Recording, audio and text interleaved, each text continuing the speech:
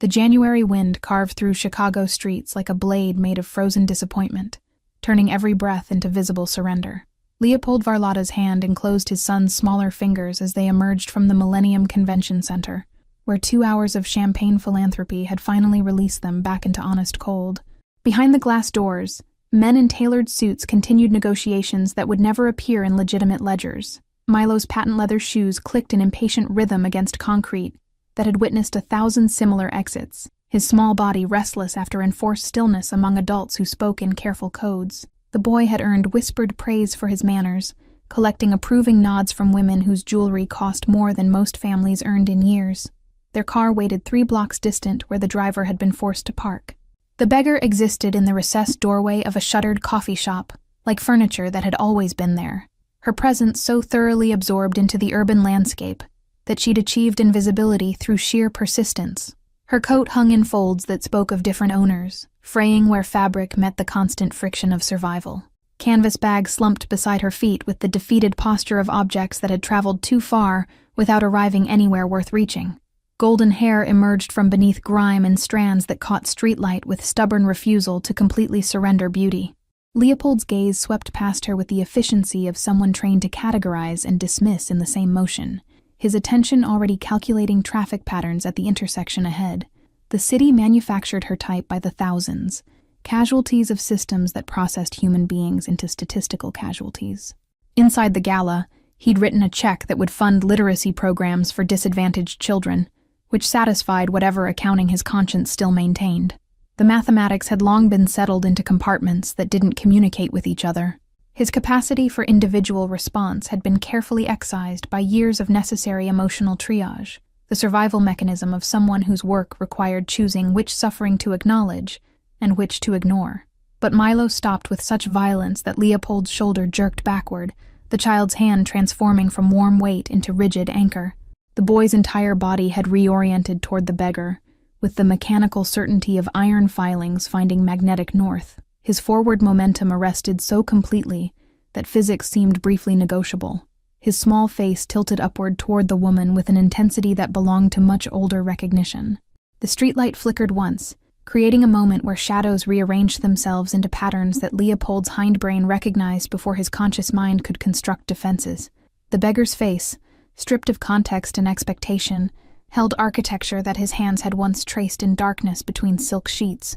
Her eyes lifted briefly toward their passing footsteps, carrying a specific shade of gray-blue that existed nowhere else in Leopold's catalog of remembered details. Milo's finger rose to point with the unwavering certainty of someone who'd just spotted true north on a compass that everyone else insisted was broken. "Dad," the child said, his voice threading through winter air with the clear pitch of absolute conviction unmarred by doubt.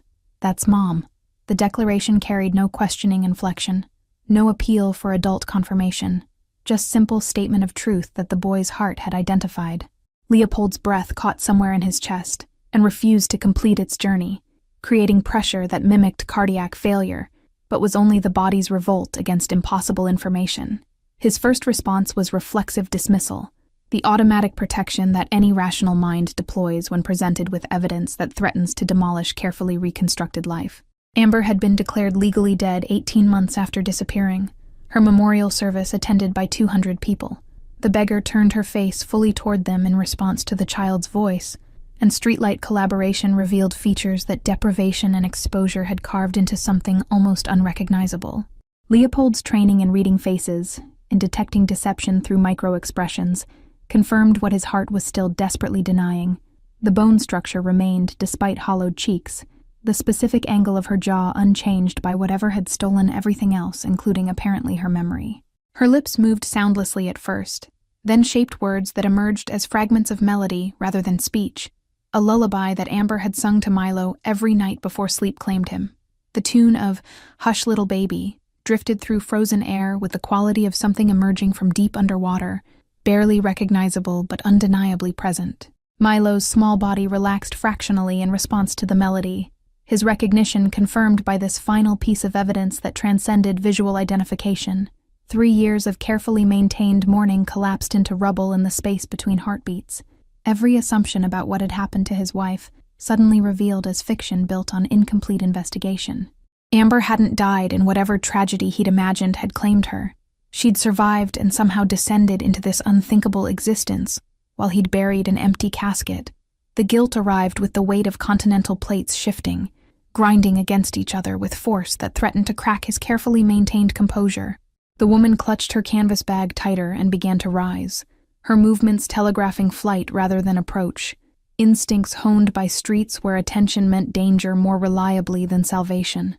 She backed toward deeper shadows of the doorway, her eyes darting between Leopold's face and the child who continued pointing with innocent insistence. Whatever had transformed Amber Varlotta into this frightened creature had apparently included stealing every memory of the life she'd lived before. "Wait," Leopold heard himself say, the word emerging with more command than he'd intended, carrying unconscious authority that made the woman flinch visibly. She shrank further into darkness, and he realized with sickening clarity that she didn't know him, that her face held no spark of recognition, only the wary confusion of someone accustomed to being invisible, suddenly finding herself observed, registered in her expression, along with the calculating assessment of whether this attention represented threat. Milo pulled free from his father's grip and took 3 steps toward the woman, before Leopold's reflexes could intervene. The child's face tilted upward with hope that hadn't yet learned the vocabulary of disappointment.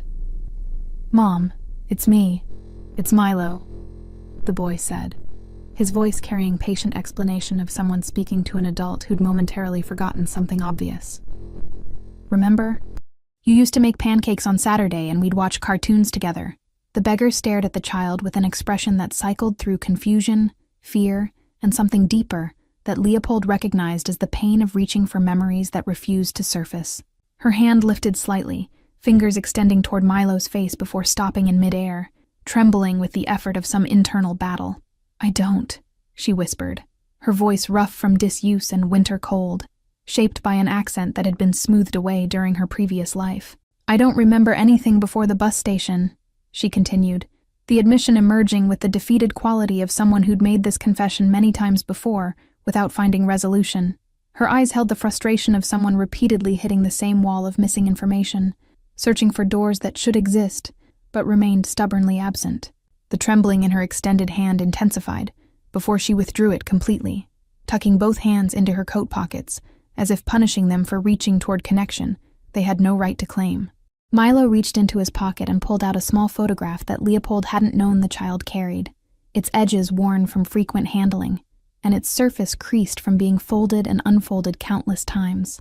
The boy held it up toward the beggar with both hands, an offering and an appeal, and a piece of evidence all compressed into one laminated rectangle. "This is you," Milo said simply, his voice holding absolute faith that showing her face would restore everything that had been lost. The photograph trembled in Milo's small hands, its surface catching the streetlight in a way that made the image seem to glow against the surrounding darkness. Amber's eyes fixed on the rectangle with an intensity that suggested drowning person spotting potential rescue, her entire body going rigid as her brain attempted to process information. The image showed a woman with clean blonde hair laughing at the camera, while a smaller version of the boy before her sat on her lap. Leopold watched his wife's face as she stared at the photograph, tracking the micro-expressions that flickered across features he'd once known as intimately as his own reflection. Her pupils dilated slightly, the involuntary physical response to recognition operating on a level deeper than conscious memory could access or deny. Her breathing changed rhythm, becoming shallow and rapid, the pattern of someone experiencing shock without understanding its source, her hand rising unconsciously to touch her own face. "I found this in a dumpster behind the library 18 months ago," Amber whispered, her voice carrying the fragmented quality of someone reporting facts without connecting them to personal narrative. "It was in a purse with other things, but the photograph was the only thing that survived the water damage." She pulled her canvas bag closer and extracted a Ziploc plastic bag, inside which the photograph's twin rested alongside other water-stained documents too damaged to read. "I've been carrying it because I thought maybe someone would recognize the woman and tell me where to find her," she continued, her words revealing that Amber had been searching for herself without knowing that was the nature of her quest. "Tell me who she was, so I could return her picture." The statement landed with devastating innocence, carrying evidence of her own identity like a detective pursuing a missing person who existed only in mirrors, never understanding that the woman she sought looked back at her from every reflective surface. Leopold's mind raced through implications, constructing and discarding theories about what could cause a person to forget themselves so completely while retaining enough function to survive. Trauma-induced amnesia existed in medical literature, but usually resolved within days or weeks, not years. This was something more profound, a psychological break so complete that Amber had constructed an entirely new identity from nothing, her mind protecting itself from unbearable truth by simply erasing the existence of that truth. "The bus station?" Leopold asked, his voice carefully controlled despite the chaos of emotions threatening to break through professional composure. "Which bus station? And when, exactly?" The question emerged from the part of his mind trained to gather intelligence, to construct timelines and establish facts even when those facts threatened to demolish everything he thought he understood. His son stood between them now, a small bridge connecting two shores that should have never been separated by anything except normal distance. Amber's eyes clouded with the frustration of someone repeatedly hitting the same wall of missing information, her hands clenching and unclenching as if physical movement could shake loose memories. "The Greyhound terminal on Harrison Street," she said slowly, each word extracted with visible effort. "I woke up on a bench outside the building just before dawn, and when I tried to remember how I got there or where I was supposed to go, there was nothing." She touched her temple where a faint scar curved along her hairline. The timeline clicked into place in Leopold's mind with the precision of tumblers falling in a lock, because Harrison Street Terminal was where Amber had been headed the night she disappeared. They'd argued that evening about his business, about the increasing danger she perceived in the associations he maintained, about whether their son was being raised in an environment compatible with normal childhood development. She'd thrown clothes into an overnight bag with angry efficiency and announced she needed space to think. He'd let her go, confident that distance would provide perspective, and she'd return within a week with renewed appreciation for the security his position provided. Instead, she'd vanished somewhere between their Lincoln Park brownstone and the bus terminal 6 miles south, her phone going dead around midnight and never transmitting signal again. The police investigation had been thorough but fruitless, finding no evidence of foul play, and eventually concluding she'd chosen to disappear voluntarily, a narrative Leopold had rejected until absence of alternatives forced acceptance. "You never made it onto the bus," Leopold said, speaking more to himself than to Amber as pieces of a 3-year puzzle finally began assembling into coherent picture. "Something happened between our house and the terminal. Something that left you with that scar and stole your memory of everything that came before." The scenarios his mind generated were uniformly dark, involving the various enemies his position had accumulated, the rival organizations who'd see value in targeting a wife as leverage. Amber's hand moved to the scar again, tracing its path with fingers that suggested this was habitual gesture, performed countless times without yielding answers. "The doctors at the free clinic said it was old wound, probably 9 or 10 months healed by the time I finally went in for the headaches," she offered, her voice carrying the detached quality of someone reporting on a stranger's medical history, rather than personal experience, the emotional distance necessary to discuss trauma without being consumed by its weight. The casual mention of free clinics and lack of insurance created a fresh wave of rage in Leopold's chest, fury directed at himself for failing to find her, at the systems that allowed citizens to fall through cracks so completely they ceased to exist in official records, at whatever forces had reduced his wife to this state of abandonment. His hands formed fists inside his coat pockets, where Milo couldn't see the physical manifestation of emotions he'd learned to control in all other circumstances, but which now threatened to break through carefully maintained professional detachment. "You're Amber Varlotta," Leopold said, each word weighted with certainty, despite knowing that simply stating fact wouldn't restore what had been lost. "You're my wife, you're Milo's mother, and 3 years ago, you were heading to catch a bus when something happened that I'm going to find out about." The promise emerged before calculation could temper it, the vow of someone whose power had failed to protect what mattered most, but might still serve to uncover truth and extract whatever justice remained possible. Amber's face cycled through expressions too rapid to catalog individually, settling finally on a careful blankness that Leopold recognized as defensive mechanism against information too overwhelming to process. She took a step backward, her body language screaming flight response, even as her eyes remained locked on Milo's face with hunger that transcended conscious understanding. "I don't know you," she whispered, but the protestation carried less conviction than before, her voice betraying the uncertainty of someone whose entire reality had just been called into question. Milo moved closer to his mother with the fearless directness of childhood, closing the distance she'd tried to create until he stood within arm's reach of her torn coat. "You used to sing to me every night before bed," the boy said with perfect confidence, his small face tilted upward to meet her eyes. "The song about the mockingbird and the diamond ring. And when you got to the part about the looking glass, you'd always make a funny face." He demonstrated the expression, his features contorting into exaggerated surprise. Something shifted behind Amber's eyes, a flicker of response that suggested muscle memory, recognizing pattern, even when conscious mind drew blanks. Her mouth softened almost imperceptibly, and her hand rose again, this time completing the journey to touch Milo's cheek with a gentleness that contradicted the rough appearance of her fingers. The contact lasted only seconds before she snatched her hand back as if burned, but in those seconds, Leopold saw his wife surface briefly from beneath the layers of trauma. "I sing that song sometimes," Amber admitted quietly, her voice barely audible above the ambient noise of distant traffic and wind whistling through empty spaces between buildings. "I don't know where I learned it or why it feels important, but when I can't sleep I hum it to myself, and it makes the night less frightening." The confession revealed glimpses of the isolation she'd endured, nights spent finding comfort in melodies whose origins she couldn't trace, but which connected her to a past that existed only as emotional residue.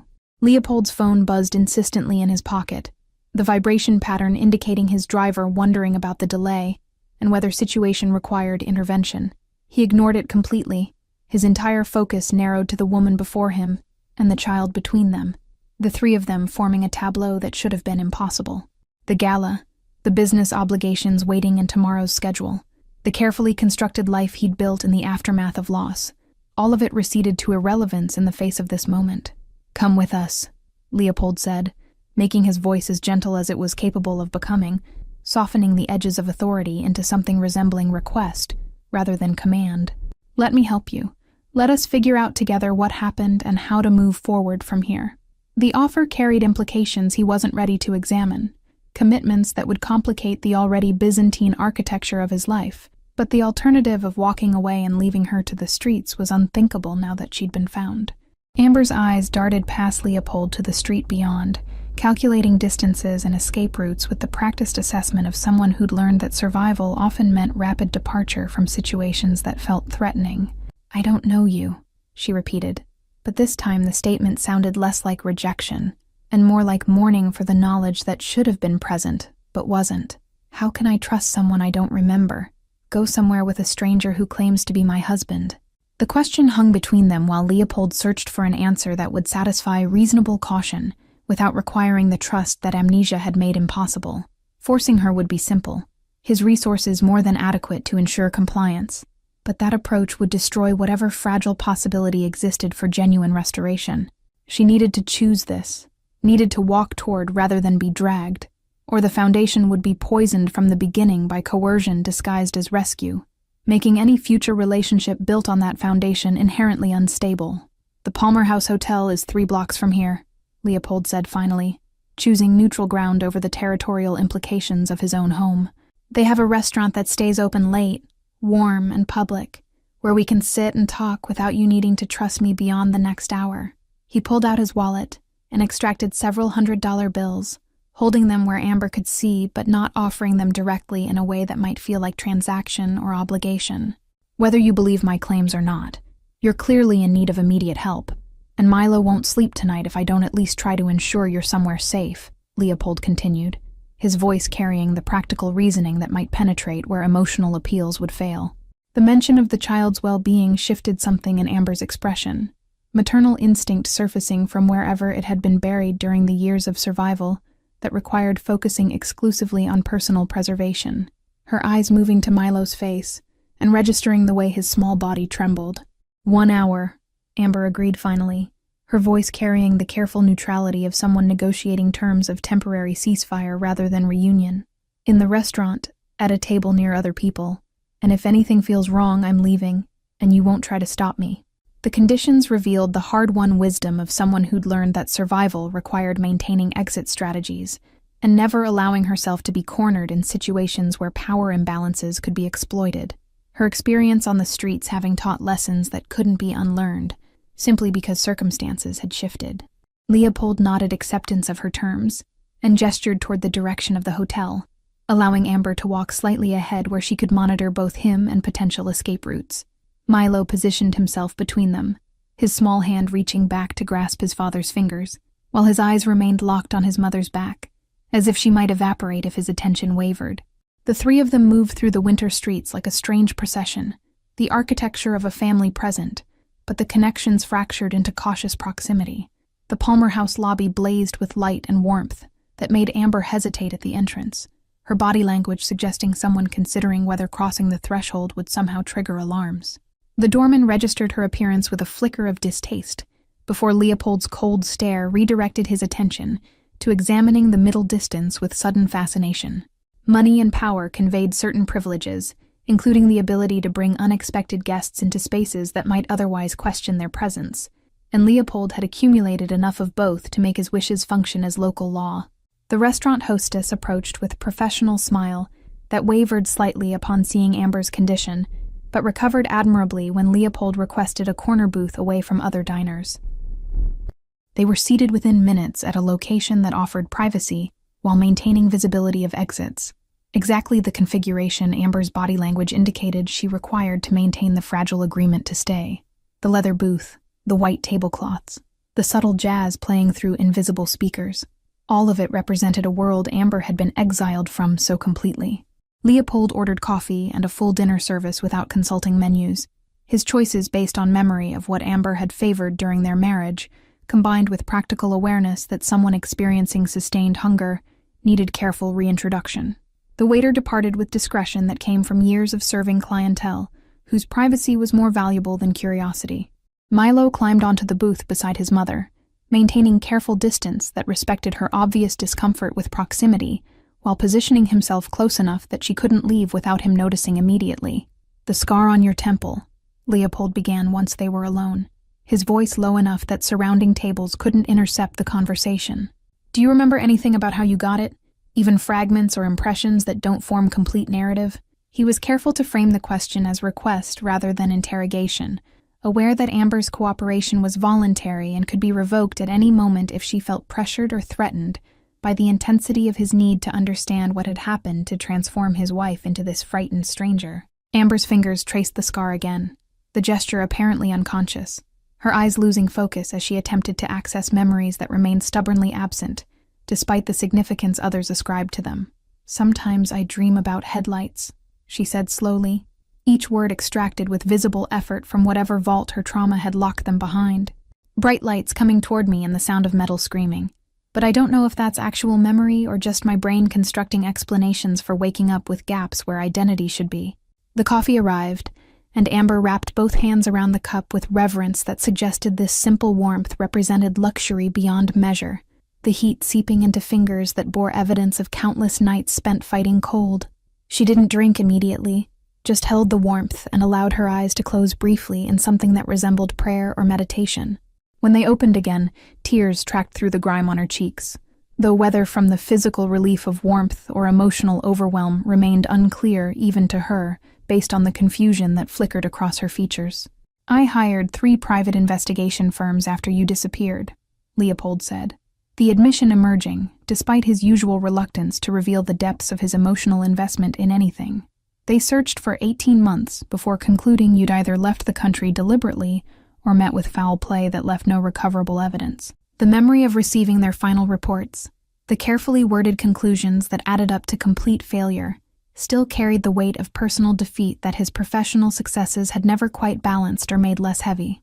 Amber studied him across the table with an expression that suggested she was attempting to reconcile his claims with the stranger's face before her, looking for evidence of connection that her amnesia had stolen. "You said we were married," she ventured carefully, the statement positioned somewhere between question and test of information she couldn't verify through internal knowing. What kind of man was I married to? What kind of life did we have that ended with me not remembering any of it? Leopold felt Milo's attention sharpen, the child's awareness that his father's answer would shape how this night progressed, written clearly in the way the boy held perfectly still. The urge to construct comfortable fiction warred with the knowledge that Amber would eventually uncover whatever realities he attempted to obscure, and building trust on foundation of lies would only guarantee future collapse. His work existed in moral gray zones that most citizens preferred not to examine, providing services and maintaining order through methods that existed outside official legal frameworks, while serving functions those same structures couldn't address. "I'm not a good man by conventional definitions," Leopold said finally, choosing honesty over the easier path of palatable half-truths. "My business operates in spaces where law and necessity don't always align perfectly, providing security and solving problems for people who can't rely on official channels." The explanation was sanitized but fundamentally accurate, acknowledging the nature of his work, without dwelling on specifics that would serve no purpose beyond satisfying morbid curiosity or creating unnecessary fear about what kind of world she'd been part of before. "You knew what I did when we married, and for 5 years you made peace with it because I kept that world away from our home and from Milo," Leopold continued, his voice carrying the weight of history that Amber couldn't access, but which shaped the current moment nonetheless. "Until the night you disappeared, when you decided that peace wasn't sustainable anymore, that the compromise you'd made was costing more than you were willing to continue paying, and you needed distance to figure out whether staying was possible or whether protecting Milo required leaving permanently." Amber's expression shifted into something harder to read, processing information that should have triggered recognition, but instead landed as abstract knowledge about a stranger's life choices. "And the night I disappeared," she said slowly, pieces of puzzle assembling themselves even without memory to guide the process. "We argued about this business of yours, about whether it was compatible with raising a child, and I left angry, which is why you didn't immediately report me missing when I didn't come home, because you thought I'd chosen to leave rather than something having happened, to prevent my return." The food arrived in covered dishes that the waiter arranged with practiced efficiency before departing, the steam rising from hot meals creating temporary clouds above the table that dissipated quickly. Amber stared at the plates with an expression that cycled through hunger, suspicion, and something that resembled grief for the casual relationship with abundance she no longer possessed. Her hands moved toward the food, then hesitated, caught between need and strange paralysis. "Eat," Leopold said gently, recognizing the psychological barrier that poverty and trauma had constructed, even around something as fundamental as accepting offered sustenance. "Nothing is contingent on anything else. Regardless of what you decide after tonight, you're not obligated to me for a meal."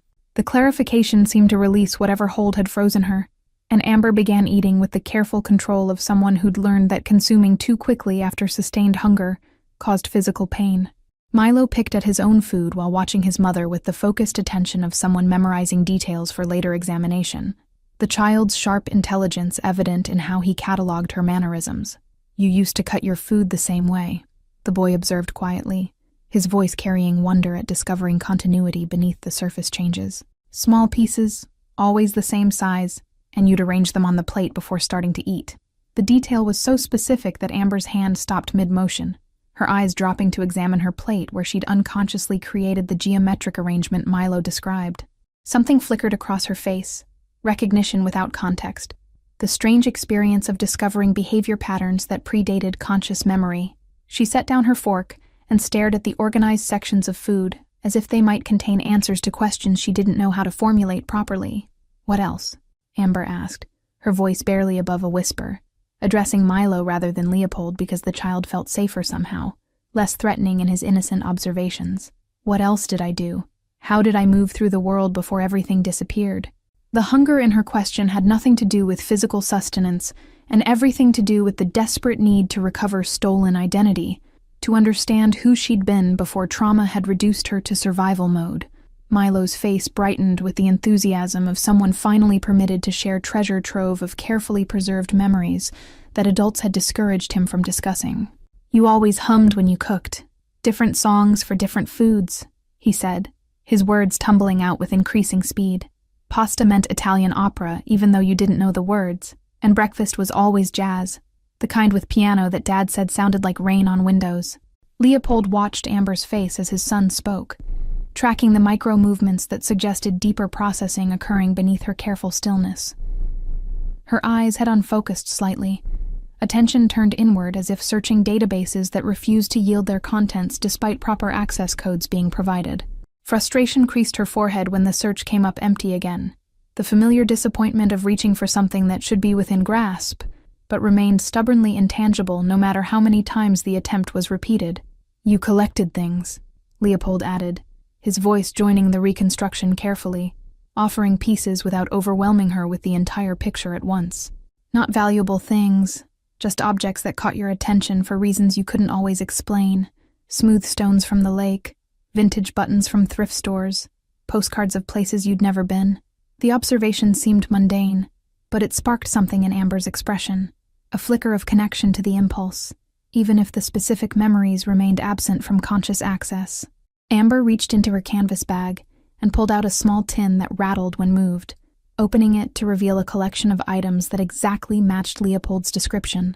Smooth pebbles sat alongside tarnished buttons, a handful of bottle caps worn smooth by time, 3 subway tokens from a system that no longer accepted them. "I've been picking these up for months," she said, staring at the contents with new understanding. "I thought I was just being strange, hoarding trash, but maybe I was remembering something without knowing I was remembering."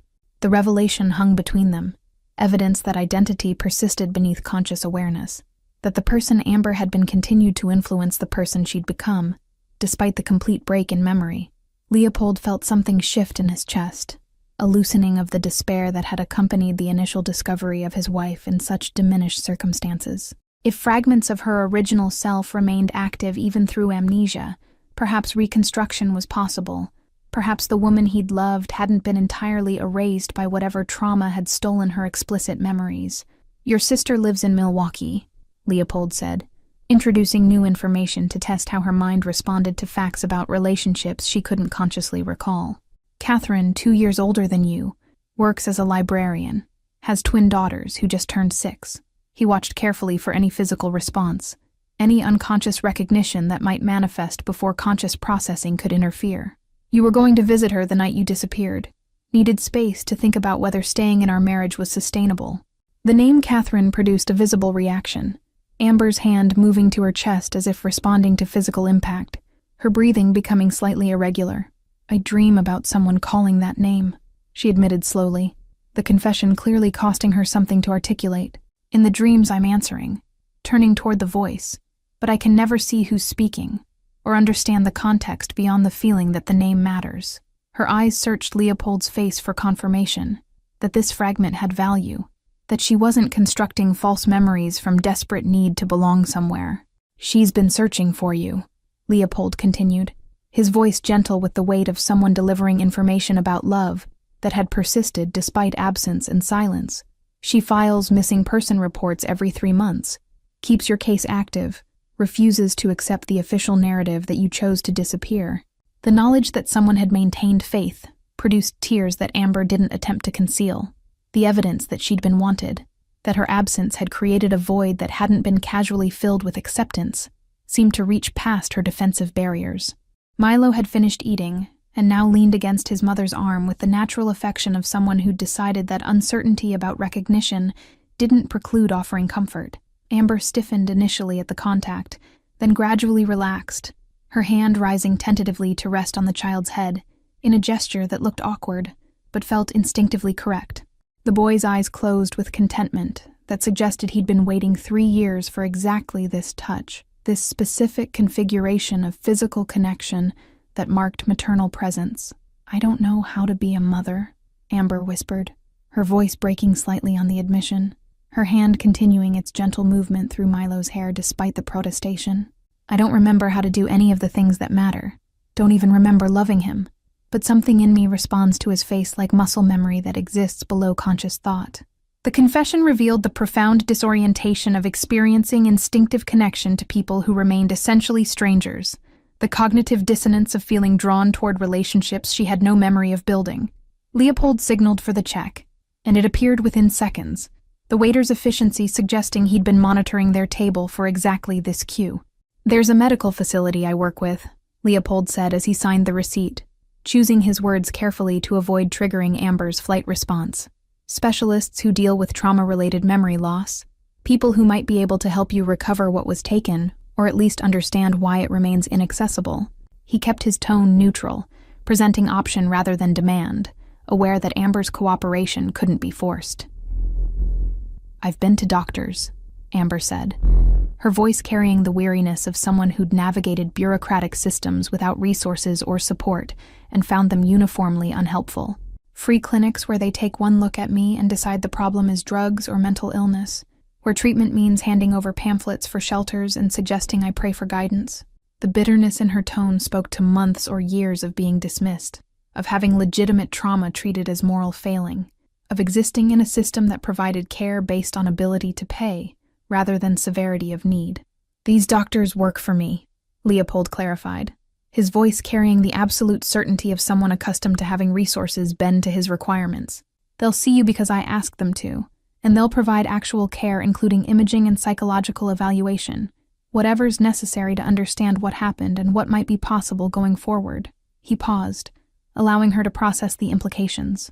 "The appointment can be tomorrow or next week or never, entirely your choice, but the option exists whenever you're ready to pursue it." Amber's fingers worried the edge of her canvas bag, while her mind clearly worked through calculations about accepting help that came with strings she couldn't yet identify. The restaurant had begun to empty, late diners departing into the cold night, leaving their corner booth increasingly isolated. Milo had dozed off against her arm, his small body radiating the heat and trust that only children managed, his breathing deep and regular in a way that suggested he felt safer than he had in recent memory. "Where would I stay?"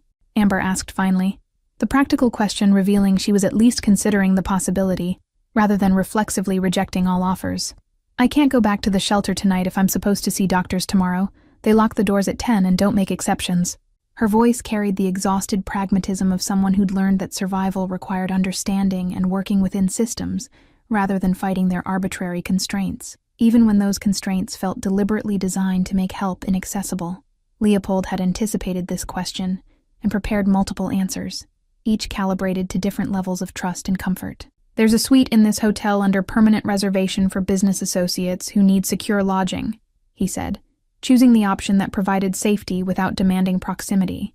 "Separate bedroom, full bathroom, room service available 24 hours, and most importantly, it's yours for as long as you need it without obligation or surveillance." He pulled a key card from his wallet and set it on the table between them. The offer hung there like something that might explode if handled incorrectly, too generous to accept without suspicion, yet desperately needed in ways that made refusal almost impossible. Amber's eyes moved from the keycard to Leopold's face and back, searching for the trap that experience insisted must be present when men offered women in vulnerable positions exactly what they needed most. "What do you want in exchange?" she asked bluntly, her directness cutting through any pretense of casual charity. Nobody gives something this valuable without expecting something back. "I want my wife's memory restored if possible," Leopold said, matching her directness with his own version of uncomfortable honesty. "I want my son to have his mother back in whatever capacity that's achievable. I want to understand what happened 3 years ago, and ensure it never happens to anyone else." He held her gaze steadily, allowing her to read whatever truth she needed from his expression. "But none of those wants require anything from you right now, except agreement to be safe and warm tonight, instead of sleeping in a subway station." Amber's hand moved toward the keycard, then stopped, retreated, advanced again in a pattern that revealed her internal struggle between need and learned wariness. "One night," she finally said, the agreement hedged with temporal limitation that preserved her sense of control over circumstances threatening to sweep her into currents she couldn't navigate. "Tomorrow I'll consider the doctors, but tonight is just about having a bed and a door that locks from the inside." She took the key card with movements suggesting she half expected it to be snatched away, the muscle memory of disappointment making even accepted gifts feel conditional. Leopold carefully lifted his sleeping son from the booth, the child's body remaining limp with the absolute trust that only exhausted children managed, his small arms instinctively wrapping around his father's neck. "I'll take Milo home and come back in the morning," he said, the statement carefully structured to make clear he wasn't inviting himself into Amber's space or assuming proximity. "The suite is on the 14th floor, room 1412, and the front desk has instructions to provide anything you request without question or limit." They moved through the lobby together but separately, maintaining careful distance that acknowledged the fragility of whatever agreement they'd reached over dinner. The elevator arrived and Amber stepped inside alone, her fingers white-knuckled around her canvas bag, her eyes holding mixture of hope and terror that suggested she still half expected this entire night to reveal itself as elaborate cruelty. The doors began to close, and Leopold saw her mouth form words that might have been thank you, or might have been goodbye, the distinction unclear before steel separated them, and she ascended toward temporary sanctuary. The lobby felt cavernously empty after her departure, populated only by night staff who moved through their duties with the efficient invisibility of people trained not to see what guests preferred to keep private. Leopold adjusted Milo's weight against his shoulder and moved toward the exit where his driver waited, his mind already racing ahead to the dozens of calls he needed to make before sunrise. Medical specialists required activation, security personnel needed briefing, and most urgently, someone had to begin the forensic reconstruction of what had happened 3 years ago, in the hours between Amber leaving their home and waking on a bus station bench. The drive back to Lincoln Park took 20 minutes through streets now empty of everything except delivery trucks and the occasional taxi ferrying late-night workers home. Milo stirred briefly when carried inside, murmuring something about his mother that dissolved back into sleep, before forming complete sentence. Leopold laid the boy in his bed still wearing the miniature tuxedo, too exhausted himself to navigate the logistics of pajamas and teeth brushing, the night's revelations having drained reserves he hadn't known were already dangerously depleted. His own bedroom felt like a museum dedicated to a marriage that had existed in different reality, Amber's belongings still occupying their designated spaces, because he'd never possessed the emotional capacity to clear them out. Her closet held dresses she'd never wear again.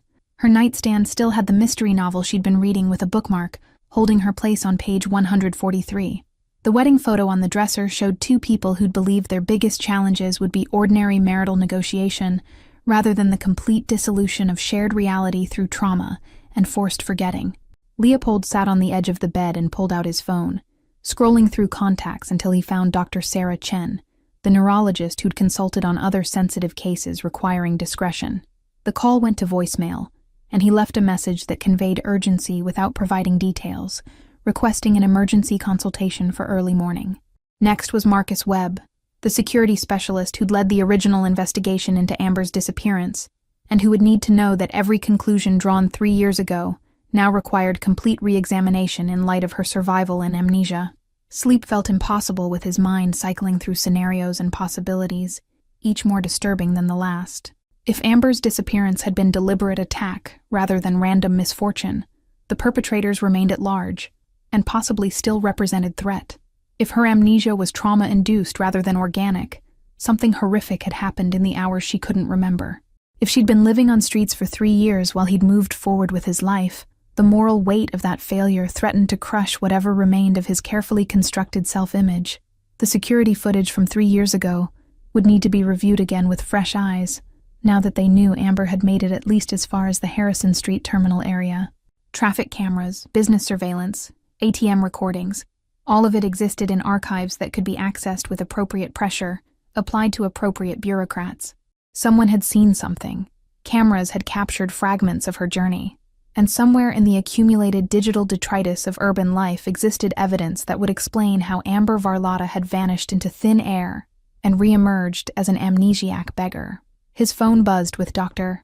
Chen's return call despite the late hour, her voice alert in the way that suggested she'd been awake rather than disturbed.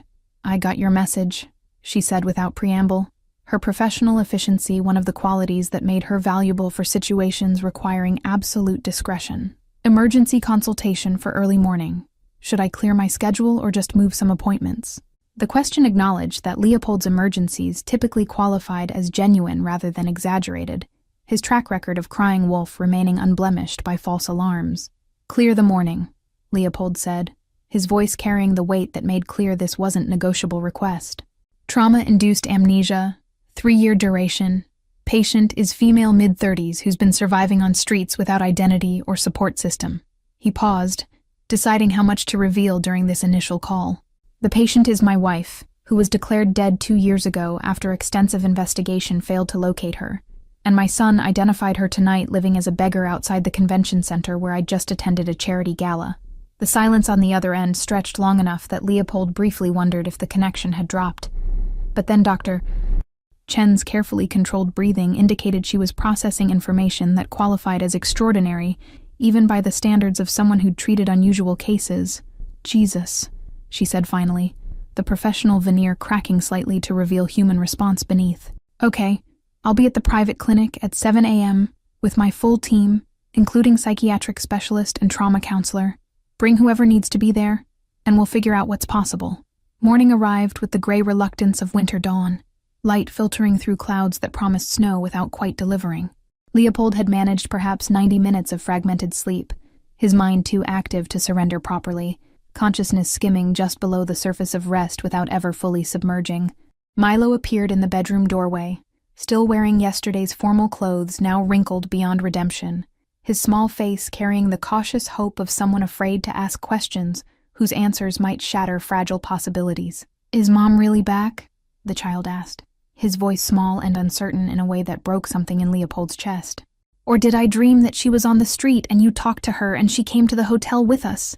The question revealed that Milo had learned not to trust good fortune, that 3 years of absence had taught him that hoping too much led to disappointment too large to process. Better to maintain low expectations and be pleasantly surprised than build castles from wishful thinking. "She's really back," Leopold confirmed, rising from the bed and reaching for clothing appropriate for medical consultations rather than business negotiations. "She's at the Palmer house right now, probably sleeping in an actual bed for the first time in months or years, and this morning we're taking her to see doctors who might be able to help her remember everything she's forgotten." He knelt to his son's level, meeting the child's eyes directly. "But Milo, you need to understand that she might not ever remember being your mother, might not ever remember loving us." The boy's face crumpled slightly before reconstituting itself into determined acceptance, the expression of someone deciding that having his mother alive without memories was better than the alternative of permanent absence. "That's okay," Milo said with the careful bravery of childhood trying to be adult about devastating compromise. "She can learn to love us again, right? Even if she doesn't remember the first time, she can still decide to love us now." The hope in his voice made promises Leopold wasn't certain he could keep, guarantees about future outcomes that depended on variables beyond anyone's control. They arrived at the Palmer house at 6:30, early enough that Leopold hoped to catch Amber before anxiety could convince her to flee whatever sanctuary the hotel room represented. The front desk confirmed that room service had delivered breakfast at her request, which suggested she'd at least stayed through the night, rather than disappearing into early morning darkness. The elevator ride to the 14th floor felt interminable, Milo's hand sweating slightly in Leopold's grip, both of them caught between hope and fear in proportions that shifted moment to moment. Leopold knocked on room 1412 with more force than intended, his knuckles striking wood with authority that probably scared whoever was inside. The silence that followed stretched uncomfortably long, and he was raising his hand to knock again when the door opened part way, security chain still engaged, and Amber's face appeared in the gap. She looked simultaneously better and worse than the previous night, cleaner from having showered, but more haunted now that grime no longer obscured the full extent of her exhaustion, her eyes carrying the red-rimmed evidence of either crying or sleeplessness, or both. "I wasn't sure you'd actually come back," Amber said, her voice rough from disuse or emotion or both, her hand remaining on the door as if prepared to slam it shut if circumstances required rapid defense. "I kept thinking maybe the whole night was some kind of elaborate setup, that I'd wake up and find out it was a dream, or worse, that it was real, but the cost was something I couldn't afford to pay." The admission revealed how thoroughly her time on the streets had eroded her capacity to accept kindness without suspicion, how survival had required assuming that every offered hand concealed a hidden weapon. Leopold stepped back to create more physical and psychological space, his body language deliberately non-threatening in ways he'd learned from negotiating with people who had every reason to distrust him. "Dr. Chen will meet us at the clinic in 20 minutes, he said, keeping his tone neutral and factual rather than emotionally weighted. "She's a neurologist who specializes in trauma-related memory conditions, and she's bringing a team that includes psychological support, because this kind of amnesia typically involves more than just physical brain trauma." He paused, allowing her to process. "But none of that happens unless you choose to come. You can stay here another night or leave or whatever you decide." The chain disengaged with a metallic click, and the door opened fully, revealing Amber dressed in clothes that had clearly been delivered overnight. Simple jeans and a sweater that actually fit her diminished frame, rather than hanging in charitable folds. Her hair was clean, and pulled back into a ponytail that revealed the full extent of the scar at her temple, no longer hidden beneath strategic arrangements of dirty strands. She looked younger without the grime, but also more vulnerable, the protective layer of filth having served psychological function beyond just physical accumulation. Milo moved forward before Leopold could stop him, his small arms wrapping around Amber's waist in a hug that she clearly hadn't expected and didn't quite know how to receive. Her hands hovered uncertainly above the child's head for several seconds, before tentatively settling, the gesture awkward, but attempting something approximating maternal comfort. "You smell like the soap from my bathroom," Milo observed with the blunt honesty of childhood noticing details adults train themselves to overlook. The kind with lavender that helps you sleep better when you're worried about things. The observation made Amber's eyes fill with tears that she blinked back with visible effort, her throat working as she swallowed whatever emotion threatened to overwhelm carefully maintained composure. "I used half the bottle," she admitted quietly, her voice breaking slightly on the confession. "I stood in the shower until the water ran cold and then filled the bathtub and sat in it until it got cold too, because I couldn't remember the last time I'd been properly clean." The detail was almost unbearably intimate, revealing deprivation that went beyond simple poverty into sustained denial of basic human dignity. The drive to the private clinic took them through neighborhoods that transitioned from wealthy downtown to industrial district to wealthy again. The topography of Chicago's economic divisions laid bare in architecture and sidewalk maintenance. Milo maintained steady stream of observations from the back seat, his child's voice filling silences that might otherwise have become oppressive, asking questions about buildings and people that Amber attempted to answer, despite having no reliable knowledge about anything beyond immediate survival. Her responses carried the careful vagueness of someone improvising knowledge rather than drawing from memory, but the effort itself seemed to mean something to the boy. Dr. Chen waited in the clinic's private entrance, her professional appearance somehow managing to convey both competence and approachability, her manner suggesting she'd been briefed on the extreme sensitivity required for this consultation. 2 other specialists flanked her, a man Leopold recognized as Dr. James Morton, trauma psychologist, and a younger woman whose ID badge identified her as Dr. Lisa Huang, cognitive assessment specialist. The assembled team represented hundreds of thousands of dollars in specialized expertise, all activated before 7 a.m. because Leopold had called and said the word emergency with appropriate gravitation in his voice. "Mrs. Varlotta," Dr. Chen said, extending her hand in greeting that acknowledged Amber's personhood, rather than just her status as interesting medical case.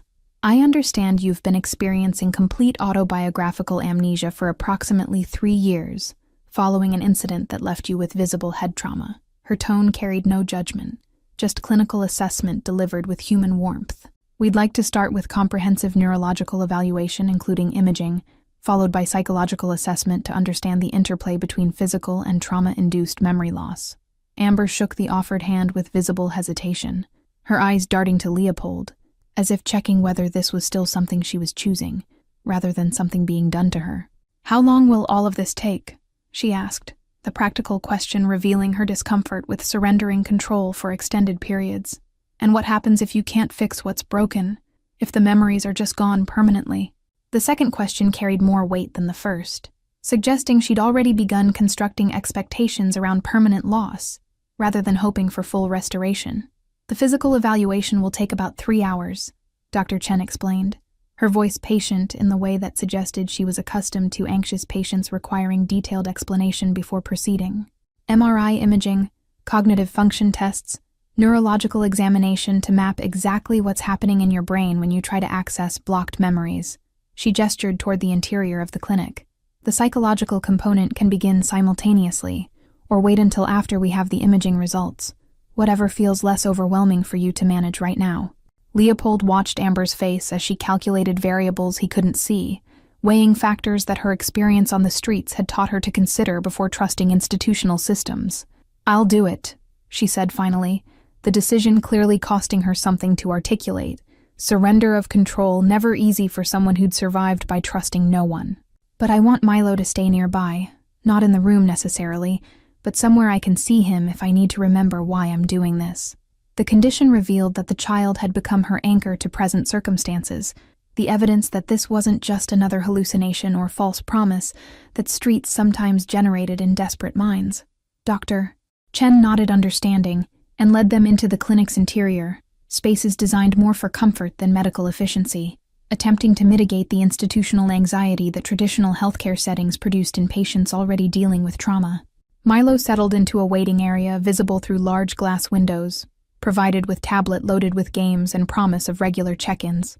Amber's eyes kept returning to the child's location, even as she was guided into the examination room, her need for visual confirmation of his presence, suggesting separation anxiety, That made sense given how quickly he'd become the only stable point in her reconstructed reality. The MRI machine dominated the examination room like some kind of technological sarcophagus, its opening seeming to swallow patients whole before revealing whatever secrets their brains contained. Amber stared at it with undisguised apprehension, her body language suggesting flight response building toward critical mass. "I need you to lie still for about 40 minutes, Dr. Chen explained gently, her hand resting lightly on Amber's shoulder in gesture meant to ground rather than restrain. "The machine is loud, and the space is confined, but you'll be able to communicate with us the entire time if you start feeling panicked or need to stop." Amber slid into the MRI tube with visible reluctance, her body rigid with the kind of tension that suggested every instinct was screaming at her to flee. The machine hummed to life with mechanical sounds that filled the examination room, vibrations traveling through steel and into bone. Leopold watched through the observation window as technicians monitored screens displaying cross-sections of his wife's brain, the gray matter that contained all her stolen memories rendered into digital slices. Dr. Chen stood beside Leopold, studying the emerging images with the focused intensity of someone trained to detect abnormalities and patterns that looked identical to untrained eyes. Her finger traced a section of Amber's temporal lobe, where something appeared different from standard architecture, a subtle irregularity that might mean everything or nothing. "There's scarring here consistent with impact trauma," she said quietly, her voice pitched low enough that it wouldn't carry into the examination room. "But the interesting part is this area here, where activity patterns suggest active suppression rather than damage," Dr. Chen continued, tapping the screen where colors indicated neural activity. The distinction mattered in ways Leopold's non-medical brain struggled to fully process, but he understood enough to grasp that Amber's memories might not be destroyed.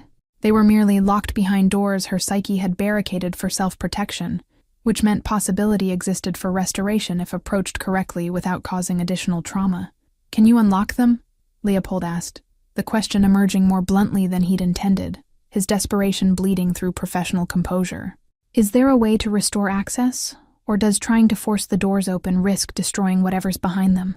The metaphor felt clumsy, but Dr. Chen nodded understanding, her expression suggesting she'd heard similar questions from other families desperate for miraculous solutions that medicine couldn't always provide.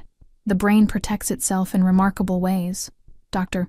Chen explained, her tone carrying the careful balance between hope and realistic expectation that good doctors learn to maintain. "What we're seeing suggests that Amber experienced something so traumatic that her mind chose complete identity erasure over processing the memory." She pulled up additional imaging that showed activity patterns when patients attempted to recall blocked information. Forcing recovery could cause psychological breakdown, but gentle therapeutic approaches might allow her to choose when she's ready to remember. The 40 minutes stretched into something that felt geological, each second weighted with the accumulated pressure of 3 years of searching and mourning suddenly compressed into present moment. Milo pressed his face against the observation window, his breath fogging the glass as he watched his mother emerge from the machine. Amber's face was pale and streaked with tears. She'd cried silently during the scan, her hands trembling as a technician helped her sit up and regain equilibrium after extended stillness. Dr. Morton took over for the psychological assessment, leading Amber into a different room designed to feel more like a comfortable living space than clinical environment. Leather chairs faced each other across a low table, artwork on the walls carefully selected to be calming without being infantilizing. Leopold remained in the observation area with Milo, both of them watching through one-way glass, as the psychiatrist began asking questions designed to map the landscape of Amber's conscious awareness and the boundaries where memory abruptly terminated. "Tell me about your earliest clear memory, Dr. Morton began, his voice gentle but professionally neutral, the tone of someone accustomed to navigating traumatized psyches. Amber's hands twisted in her lap as she searched for beginning points in a narrative that had no proper start, only the jarring awakening on a bus station bench. "I remember cold," she said finally, her voice barely audible even through the audio system. "Cold and confusion, and a woman's voice asking if I needed help. But when I tried to answer, I realized I didn't know my name." The recounting took nearly an hour, Amber describing the disorientation of constructing identity from nothing, the terror of realizing she couldn't access any information about who she'd been before that morning. She spoke about learning to navigate shelter systems, discovering which streets were safer for sleeping, understanding the invisible hierarchies among those who lived outside society's normal structures. Her voice remained remarkably steady, considering she was describing what amounted to 3 years of sustained trauma, the clinical detachment suggesting she'd learned to narrate her own suffering as if it belonged to someone else. Dr. Morton introduced photographs gradually, starting with neutral images of Chicago landmarks before moving to pictures that might trigger recognition. The Willis Tower produced nothing. Navy Pier elicited no response, but when he showed a picture of Lincoln Park's main entrance, Amber's breathing changed subtly. "I know that place," she said slowly, her eyes unfocusing as she reached for something just beyond conscious grasp. "I've been there, not recently but before, and there was someone small running ahead of me laughing." The fragment emerged and dissolved before she could capture it fully, leaving only frustration in its wake. "That's where we lived," Milo said from the observation room, his voice tight with excitement at this first crack in the wall separating his mother from her past. "Our house was 3 blocks from there, and we went to the park every Saturday morning when the weather was good." Leopold felt something loosen in his chest, the first genuine hope that restoration might be possible if approached with sufficient patience and care, that the woman who'd raised Milo for his first 4 years still existed somewhere behind the protective barriers trauma had constructed. The next photograph showed Amber and Leopold's wedding, and her physical response was immediate and undeniable, pupils dilating, breath catching, hand moving unconsciously to her chest as if warding off physical blow. "I can't," she said, her voice breaking into something between plea and command. "I can't look at that. It makes something hurt inside my head like pressing on a wound that hasn't healed." Dr. Morton immediately removed the image, his expression thoughtful as he made notes about which memories triggered protective responses versus which allowed tentative exploration. By the time the assessment concluded, they'd established a map of sorts. Geographic memories were more accessible than personal ones. Procedural knowledge remained intact, while autobiographical information was almost completely blocked, and anything connected to the night of her disappearance produced physical distress that bordered on panic. Dr. Morton's preliminary conclusion was that Amber had witnessed something so horrific that her mind had chosen to erase not just the specific memory, but her entire identity to avoid processing trauma that felt unsurvivable. "The good news is that suppressed memories can potentially be recovered," Dr. Morton explained during the consultation that followed, addressing both Leopold and Amber in the conference room, where Milo colored quietly in the corner. "The concerning news is that recovery needs to happen at Amber's pace, guided by her readiness, rather than external pressure." He looked directly at Leopold as he said this, making clear that pushing for rapid restoration would be counterproductive and possibly damaging. "What does that mean practically?" Leopold asked, his business mind wanting concrete timelines and measurable milestones, even as he understood that healing didn't follow project management principles. "What should we be doing day to day to support recovery without causing additional harm?" The question revealed how completely unprepared he was for the role of caregiver to someone who existed in this strange liminal space between stranger and intimate family member. Dr. Morton pulled out a folder containing detailed recommendations, therapeutic exercises designed to gently probe memory barriers without triggering defensive responses. "Amber needs stability first. Consistent housing, regular meals, safety that doesn't require constant vigilance," he said, ticking off fundamentals that seemed obvious, but which had been absent from her life for 3 years. "Once basic needs are met consistently enough that her nervous system can begin to relax, we can introduce memory work through graduated exposure to familiar environments and relationships." "How long?" Amber asked, her voice small, in a way that revealed how overwhelmed she felt by the complexity of what lay ahead. "How long until I know who I was, or if that person even still exists to be recovered?"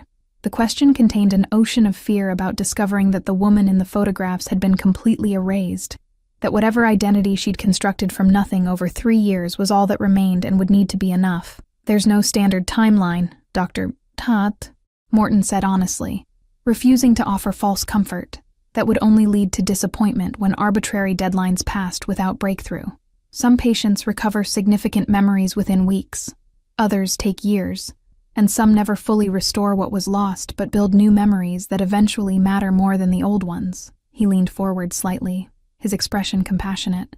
"The goal isn't to erase who you've become or force you back into being who you were. It's to give you access to your full story so you can choose how to move forward." The question of where Amber would live while pursuing treatment hung unspoken in the air, until Leopold finally addressed it with the directness that characterized his professional negotiations. The hotel isn't sustainable long-term, he said, keeping his voice carefully neutral, to avoid pressuring her toward any particular conclusion. You need space that feels like yours rather than borrowed, somewhere stable enough that your nervous system can stop operating in constant survival mode. He paused, measuring his next words carefully. Our house has guest quarters that are completely separate from the main living areas. Amber's face reflected the internal calculation she was performing, weighing the practicality of the offer against the psychological complexity of living in a house she didn't remember sharing with a man she didn't recall marrying. Separate entrance?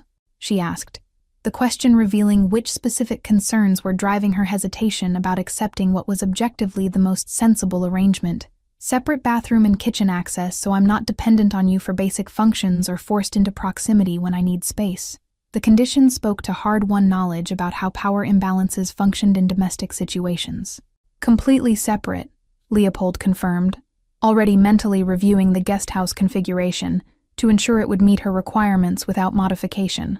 It was originally designed for live-in staff, but we converted it when Milo was born, kept it as space for visiting family.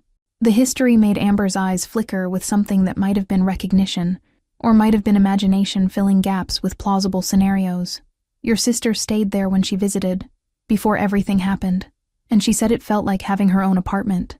The mention of Catherine produced the same physical response as before, Amber's hand moving to her chest as if responding to internal pressure that names without attached memories created. Can I see it before deciding? She asked. The request reasonable, and Leopold nodded immediate agreement, recognizing that someone who'd survived through constant vigilance wouldn't agree to any living situation without first verifying exit routes and assessing potential vulnerabilities. They left the clinic with Milo walking between them, the child's hand clasped in Amber's with a possessiveness that suggested he feared she might vanish if his grip loosened. The drive back to Lincoln Park felt different than the morning journey, weighted with the day's revelations and the tentative steps toward reconstruction that felt more real than Leopold had dared hope. Milo narrated the passing streets with the enthusiasm of a tour guide who'd been waiting years for this specific audience, pointing out places that held significance he desperately wanted his mother to share. That's where we got ice cream every Friday after your piano lessons, he said, indicating a shop that had changed ownership twice since Amber's disappearance, but which occupied the same corner. Piano lessons registered something in Amber's expression, a flicker of connection to information that felt true, even without supporting memories to confirm it. I play piano? She asked, the question directed more at herself than at Milo, her fingers moving unconsciously in patterns that suggested muscle memory responding to verbal cue. That feels right somehow, like my hands know something my brain doesn't about where they're supposed to be and what movements they're supposed to make. The observation aligned with Dr. Morton's assessment that procedural memories often survived when autobiographical ones were suppressed. The house appeared gradually through bare winter trees, a brownstone that spoke of old money maintained through generations, rather than newly acquired wealth. Amber stared at the facade with an expression that cycled through emotions too complex to name, searching for recognition that remained stubbornly absent, despite the building's obvious significance. I lived here, she said slowly, the statement positioned somewhere between question and attempt to make abstract knowledge feel concrete. This was home. These walls contained my life, and now it's just architecture that means nothing except what people tell me it should mean. Leopold led her around to the side entrance that accessed the guest house, a path that avoided walking through the main residence where accumulated memories pressed against every surface. The guest quarters exceeded what he'd described. A full studio apartment with bedroom alcove, functional kitchen, bathroom with deep tub, and living area that managed to feel spacious despite modest dimensions. Windows overlooked a small private garden that would be beautiful in spring, but currently held only dormant plants and accumulated snow. The piano is in the main house, Leopold said, watching Amber's face for reaction to this information. It's still tuned. I couldn't bring myself to let it fall into disrepair even after you were gone. The admission revealed more than he'd intended about his own inability to fully accept her death, the ways he'd preserved pieces of her existence like museum exhibits dedicated to a life interrupted. You're welcome to use it whenever you want. The door between the houses is never locked. Amber moved through the space, touching surfaces tentatively, opening cabinets to verify they contained basic supplies, testing the water pressure in the sink with the methodical thoroughness of someone accustomed to identifying a space's limitations before committing to it. I'll stay, she said finally, the decision emerging after several minutes of silent evaluation. But I'm paying rent, even if it's just nominal amount, because accepting this much without contributing anything makes me feel like I'm accumulating debt I can't repay. The insistence on maintaining some form of financial independence, however symbolic, revealed pride that poverty hadn't managed to erase. Whatever makes you comfortable, Leopold agreed, recognizing that arguing the point would be counterproductive, even though the idea of charging his own wife rent felt absurd. They could negotiate the details later once she'd settled enough to think beyond immediate survival concerns. Milo had already claimed the window seat, his small body curled into the cushions, as if staking territorial claim to space he intended to occupy frequently, regardless of his mother's preference for solitude. The actual move from hotel to guest house took less than an hour, because Amber owned essentially nothing beyond the clothes Leopold had arranged to be purchased, and the canvas bag containing her accumulated treasures. Each object from the bag was removed and placed with care that suggested these items represented something more valuable than their material worth: the smooth stones arranged on the windowsill, the buttons displayed in a small dish, the photograph given place of honor on the nightstand. The arrangement transformed the anonymous space into something more personal, evidence of identity asserting itself even without memory to support it. "There's a support group that meets Tuesday evenings at the community center," Dr. Chen had mentioned during their departure from the clinic, handing Amber a flyer that listed resources for people dealing with memory loss and trauma.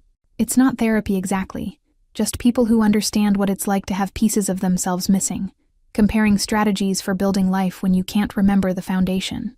Amber had tucked the flyer into her pocket without committing to attendance, but Leopold noticed her pulling it out later to study the details with obvious interest.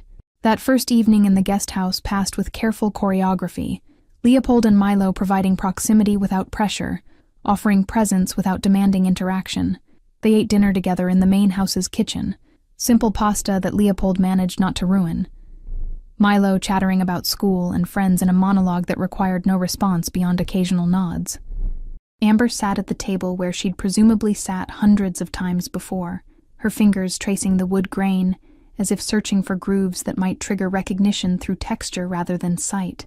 After dinner, Milo asked if his mother would read him a bedtime story, the request delivered with a casualness that belied its significance. Amber's eyes widened with something between panic and desire, the prospect of performing such an intimate maternal act toward a child she didn't remember bearing clearly overwhelming. "I don't know if I'll do it right," she said, her voice carrying the vulnerability of someone being asked to perform without a script, in a language she'd forgotten. "What if I mess it up or it feels wrong to you?"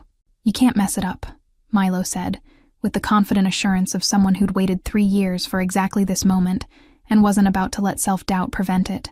"You just read the words and do the voices, and if you forget how you used to do it, then you can make up new ways and that'll be fine too." The child's capacity for accepting imperfect restoration rather than demanding impossible perfection struck Leopold as remarkably mature for someone so young, evidence of how thoroughly loss had shaped Milo's development and expectations. They settled on the couch in the main house, Milo pressed against Amber's side while she held a picture book at an angle that allowed them both to see. Her voice started uncertain, stumbling over simple words as if she'd forgotten how reading aloud worked, but gradually smoothed into a rhythm that felt natural.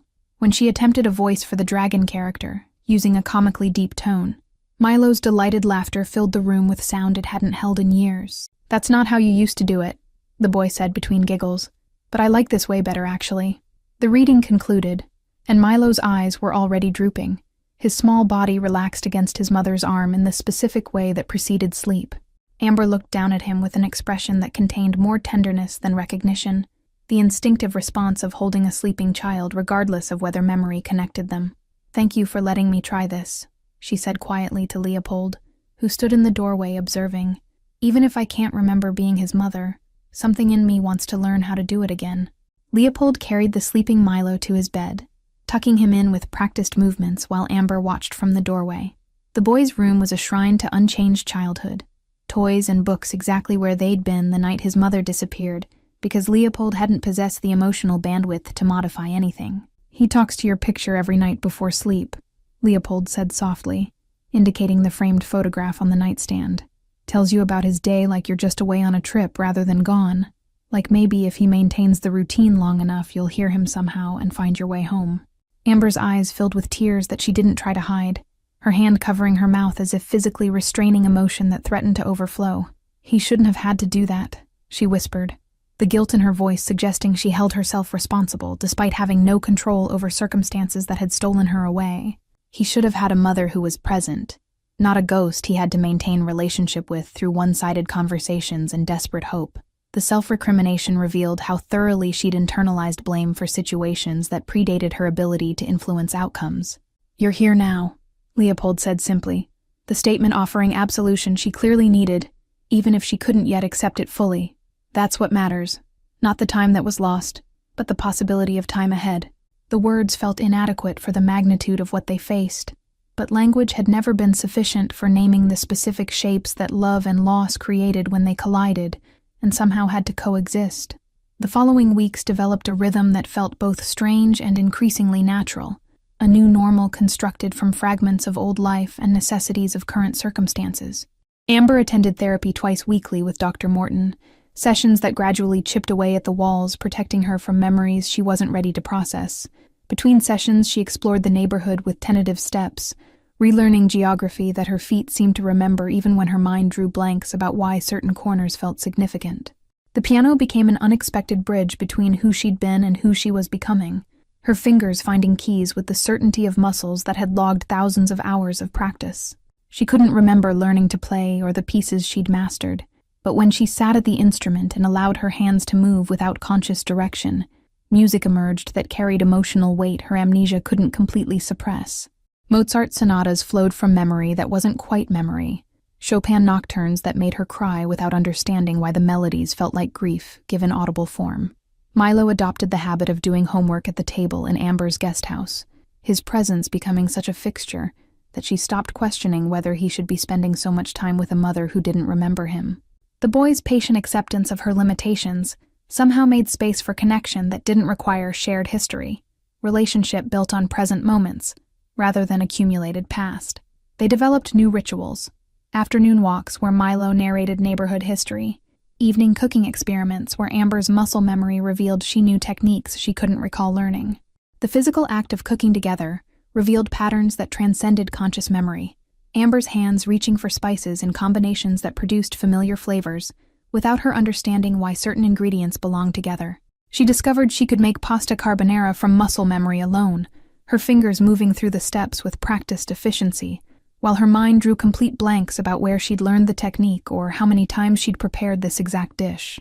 Milo watched these moments with fascination, witnessing his mother's body remember what her brain had forgotten, the strange disconnect between knowledge stored in neural pathways versus knowledge requiring conscious access to retrieve and deploy.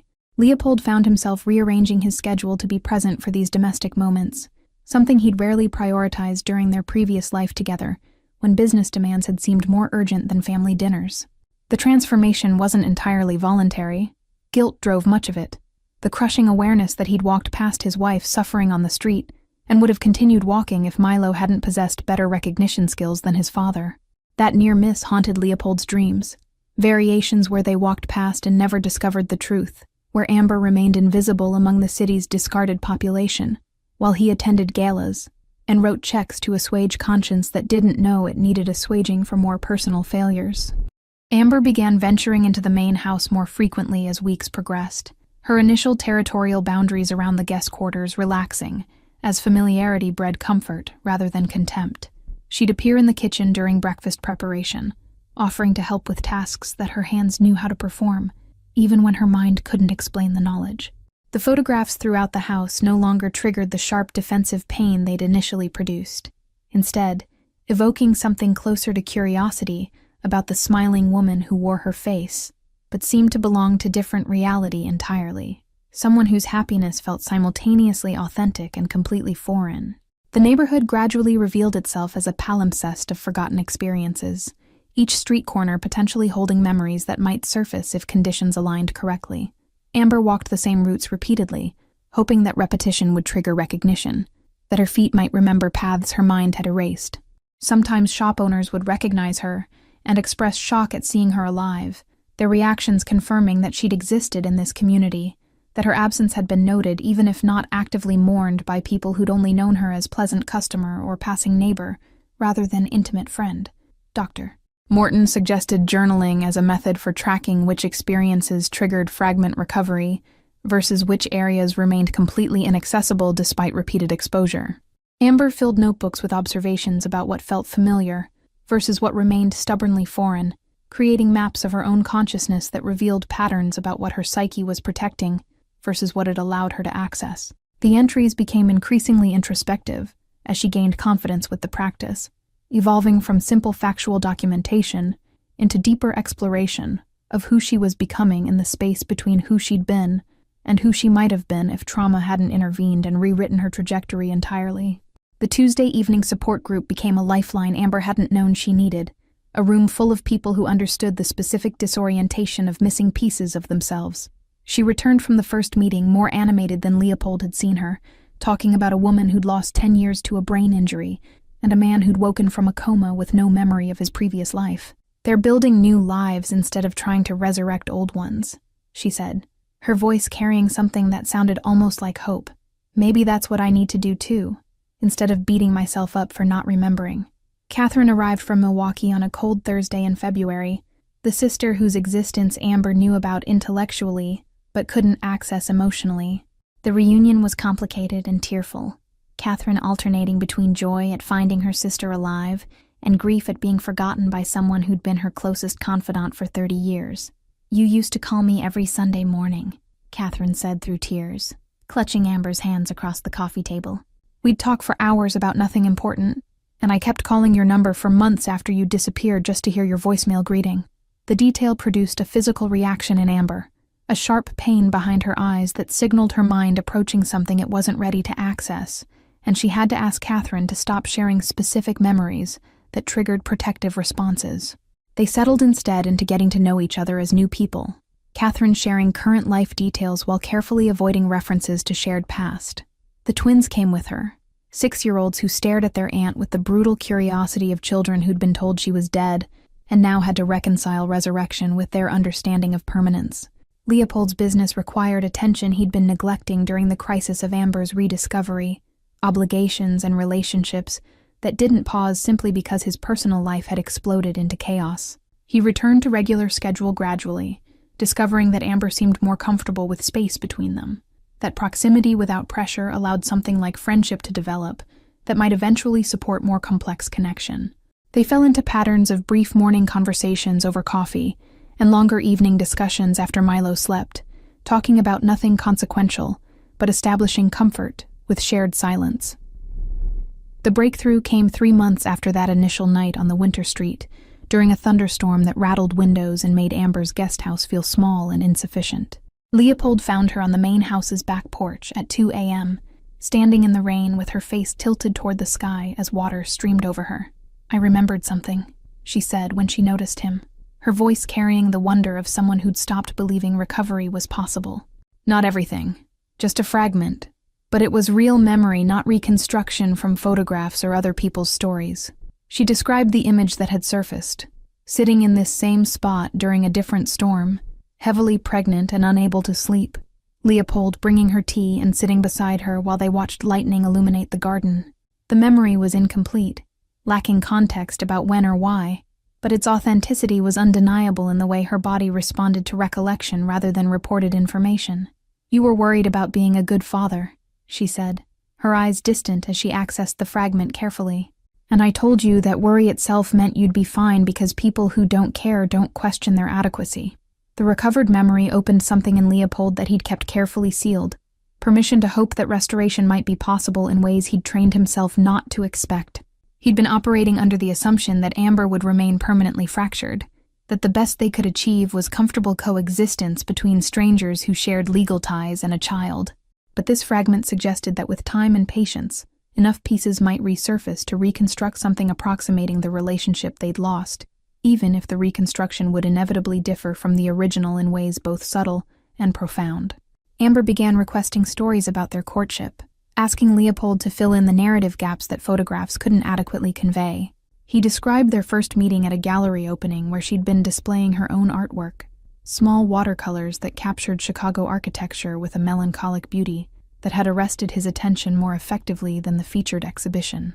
She'd been unimpressed by his initial attempts at conversation, seeing through the surface charm to the calculated nature of someone accustomed to getting what he wanted through strategic deployment of charisma, rather than genuine vulnerability. "You made me work for every conversation," Leopold said, the memory bringing a smile that felt rusty from disuse, his face having forgotten how to arrange itself around uncomplicated happiness. "You'd answer my questions but never ask any back, forcing me to either keep talking or accept that you weren't interested in knowing me beyond surface pleasantries." The challenge had intrigued him precisely because it was so unusual, his world populated by people who competed for his attention rather than requiring him to earn theirs, the novelty of genuine disinterest proving more seductive than any calculated flirtation could have been.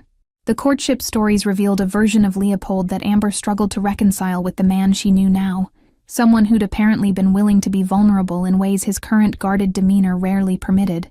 He described elaborate gestures designed to demonstrate seriousness of intent, private concerts featuring her favorite pianist, weekend trips to cities whose architecture she'd admired from photographs, eventually the patient dismantling of her entirely justified skepticism about whether someone in his line of work could sustain the kind of partnership she required to feel safe enough to commit. "What changed?"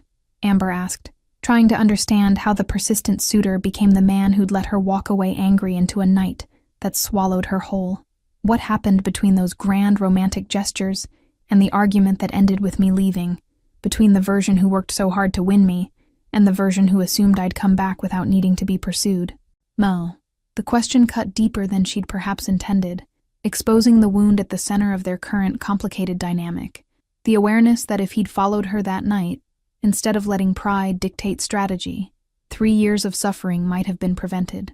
The moment marked a turning point, proof that memories weren't destroyed but merely locked away, that patience and safety might gradually restore access to what trauma had hidden. Additional fragments surfaced over the following weeks. Flashes of Milo as an infant, snippets of conversations whose participants she couldn't identify, sensory memories of textures and scents that seemed significant without explanation. Dr. Morton called it spontaneous recovery, accelerated by environmental cues and emotional safety, the clinical terminology failing to capture the profound relief of discovering that who she'd been wasn't completely erased. By spring, Amber had recovered enough fragments to construct a skeletal outline of her previous life, though massive gaps remained particularly around the night of her disappearance. She'd stopped trying to force memory and instead focused on building present existence that incorporated both recovered pieces and the person she'd become during her years on the streets. The combination created someone new, neither the woman she'd been nor the terrified beggar Leopold had almost ignored, but a third version that integrated both experiences into something more complex and resilient than either alone. The question of romantic reconnection remained unresolved, a tension that existed between them, but which neither pushed toward conclusion. Amber had memories of loving Leopold, but couldn't access the actual feeling, while Leopold loved both the woman she'd been and was becoming, but didn't know how to navigate relationship with someone who was simultaneously familiar and stranger. They existed in comfortable limbo, co-parenting Milo and sharing space while leaving undefined the question of whether they remained married in any meaningful sense beyond legal technicality. Milo seemed content with the arrangement, his mother's presence in whatever capacity she could offer apparently sufficient to heal wounds that 3 years of absence had created. The boy had stopped asking when she'd remember everything, and started instead building new memories that would eventually matter more than recovered old ones. They had inside jokes now, shared experiences that belonged to this version of their relationship, the foundation for future that didn't require past to validate its existence. The investigation into what happened the night Amber disappeared remained active, Leopold's resources devoted to uncovering truth that might explain but could never excuse the 3 years of suffering that followed. Security footage from the relevant time period had been reviewed, witnesses interviewed, every lead pursued with the obsessive thoroughness of someone who needed answers, even if they came too late to prevent damage. The truth, when it finally emerged, was simultaneously mundane and devastating. Wrong place, wrong time, a robbery gone violent that had left Amber with head trauma, and no one had witnessed or reported. The perpetrators had been caught months after the incident for unrelated crimes. Their confession to attacking a woman near the Harrison Street terminal, given without knowing her identity, or caring about what happened after they'd left her bleeding on the pavement. The randomness of it, the absolute lack of meaning beyond simple criminal opportunism, made the loss somehow harder to accept than if there had been intentional malice from Leopold's enemies. She'd been stolen from her life for pocket money, and a purse they'd thrown away when it contained nothing valuable. The cost-benefit analysis of street crime rendered inhuman suffering that couldn't be adequately compensated even by the justice system's maximum penalties. But revenge and justice, while pursued, couldn't restore what had been lost or fast forward through the slow work of recovery that occupied their days. Amber continued therapy, continued building relationship with her son, continued the patient reconstruction of identity that incorporated both who she'd been and who she'd become. Some days were harder than others, memories surfacing that brought pain or confusion, but the trajectory overall moved toward integration rather than fragmentation, toward future rather than remain trapped by past. On a warm evening in late May, Amber played piano while Milo dozed on the couch and Leopold worked on his laptop nearby, the domestic scene unremarkable except for how remarkable it would have seemed 6 months earlier. She finished the piece she'd been practicing and sat with her hands resting on the keys, her eyes closed as she held the final notes in her mind. "I'm happy," she said quietly, surprising herself with the observation. "I don't remember most of my life. I still have nightmares about sleeping in subway stations. But right now in this moment I'm actually happy." The declaration felt like victory in a war that had never had clear battle lines or measurable objectives, triumph that looked nothing like what Leopold had imagined when he first recognized the beggar as his wife. They weren't the family they'd been before, couldn't return to innocent assumptions about safety and stability that trauma had permanently destroyed. But they were something new, something built on honesty about fragility and impermanence, on acceptance that memory was only one form of connection, and present attention could matter as much as shared history. Thank you all for following this story. If you've connected with Amber, Leopold, and Milo's journey, write in the comments where you're watching from, and don't forget to like, subscribe, and share this video. Your support means everything and helps me continue bringing you stories about second chances, the resilience of the human spirit, and families finding their way back to each other even when the path forward looks nothing like the one they lost.